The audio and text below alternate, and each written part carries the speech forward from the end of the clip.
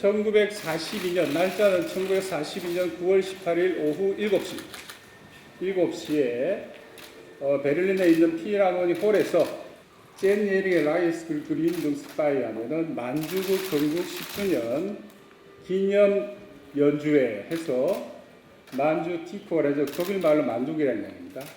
그래서 베를린 필하모니에서 대편성 베를린 라디오 오케스트라가 라미라고 하는 합창단과 함께 이 제목은 페스트 무직이라 되어 있는데 이게 축전곡이라는 이야기입니다.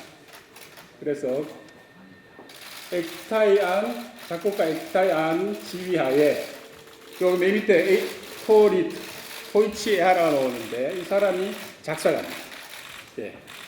이 사람이 에하라 고이치고요. 아까 작사가 에하라 고이치입니다. 근데 에키타이 안 아니테는 이 집에서 41년 연말부터 44년까지 이 집에서 주소를 두고 있었습니다. 이 사람의 집에.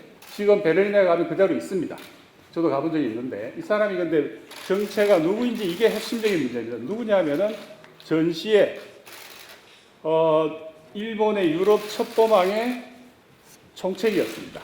에하라 고이치. 이 사람의 집에 2년 반 넘게 에키타이 안이 그 집에서 기숙을 했다는 이야기죠. 맨 오른쪽에 보이는 저 사람은 여의문이라는 사람입니다. 당시 만주국 공사죠. 정식으로.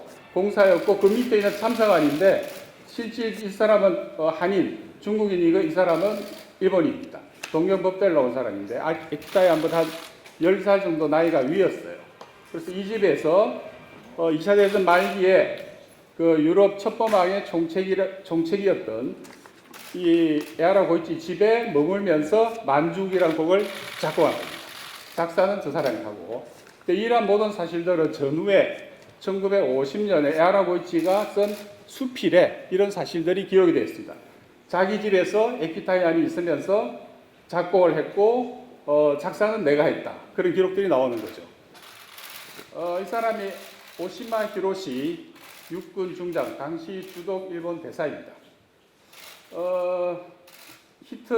나치보다 더 나치스럽다고 하는 평을 받은 사람인데 이 사람이 일본에 보내는 여러 가지 전문들을 연합국이 캐치를 해가지고 노르망디 상륙작전을 성공적으로 이끌었다고 평가되는 바로 그 인물이 오시마 히로시 육군 중장입니다.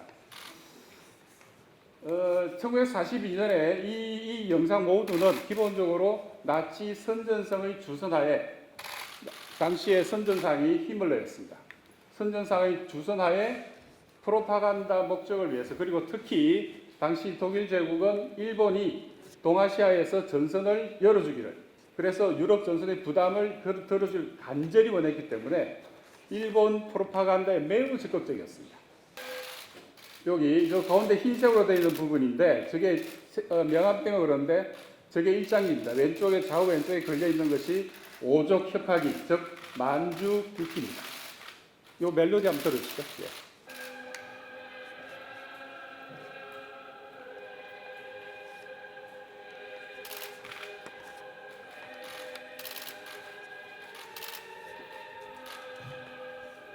예, 멈춰 주시죠.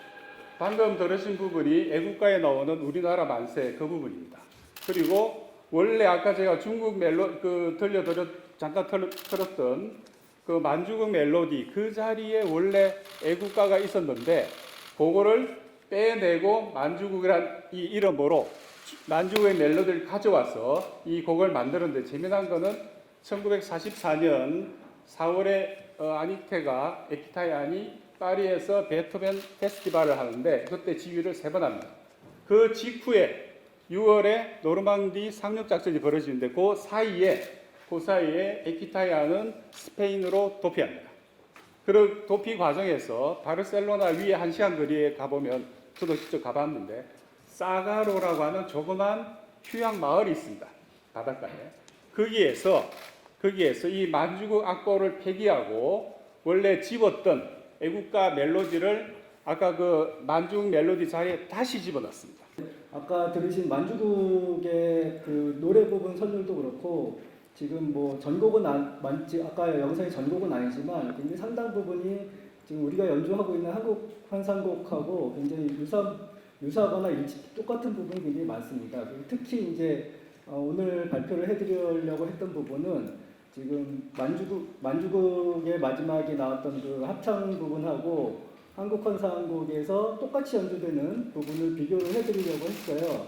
그리고 이 부분의 가사가 만주국에서는 만주국을 찬양하고 그 다음에 그 삼국 동맹을 격려하는 그런 내용으로 노래를 불렀는데 한국 환상곡에서는 똑같은 멜로디에 우리나라 한반도를 찬양하고 우리나라 애국심을 고취하는 방식으로 가사를 바꿔서 같은 곡인데 가사를 바꿔서 발표를 했던 것이죠. 그러니까 이건 사실 이 두 곡은 다 어떤 목적이 있는 작품들이었습니다. 만주국도 만주국 나름대로 목적이 있었던 것이고 한국 화성곡도 이 두 곡 다 어떤 순수 음악이라고 하기는 어렵다고 생각을 하고요. 두 곡이 각각 다른 목적으로 발표된 것인데 이거는 애국가 선율이고요. 밑에 빨간색 라인으로 표시된 것은 그 불가리아 군가의 선율입니다. 대략적인 선율의 모양 형태가 굉장히 비슷하고 특히 첫 번째 마디는 똑같습니다. 첫 번째 마디와 마지막 우리나라 만세 하는 부분, 그 두 부분은 완전히 똑같고요. 중간의 흐름도 굉장히 유사한 점이 많이 있습니다.